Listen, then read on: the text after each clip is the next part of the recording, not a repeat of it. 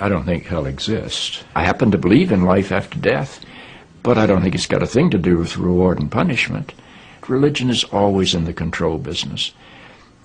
And that's something people don't really understand. It's in the guilt-producing control business.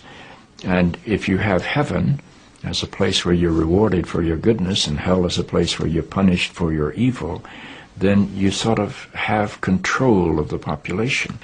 And so they create this fiery place, which has quite literally scared the hell out of a lot of people throughout Christian history. Mm-hmm. And it's part of a control tactic. But wait a minute, you're saying that hell, the idea of a place under the earth or somewhere where you're tormented for an eternity, is actually an invention of the church? I think the church fired its furnaces hotter than anybody else. But I think there's a sense in most religious life of reward and punishment in some form. The church doesn't like for people to grow up, because you can't control grown-ups. That's why we talk about being born again. When you're born again, you're still a child. The people don't need to be born again. They need to grow up. They need to accept their responsibility for themselves and the world.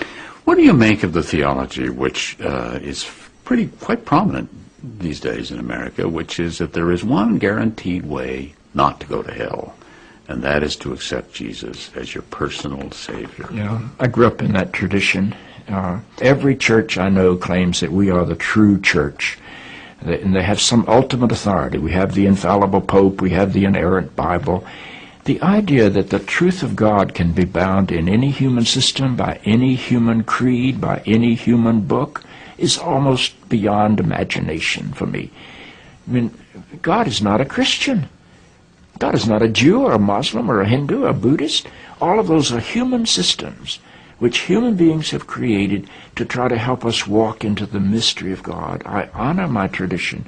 I walk through my tradition. But I don't believe my tradition defines God. I think it only points me to God.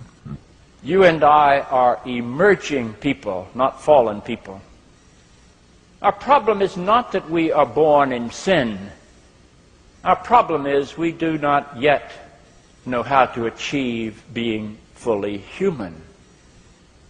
The function of the Christ is not to rescue the sinners, but to empower you and to call you to be more deeply and fully human than you've ever realized there was the potential within you to be. Maybe salvation needs to be conveyed in terms of enhancing your humanity rather than rescuing you from it. Life is a startling and wondrous experience. And eventually, I think we're going to discover that God is unfolding through the life of our consciousness and our self-consciousness and is not a parent figure up in the sky. But I believe because I'm related to something that is not bound by time and space, that I will share in whatever God's eternity is.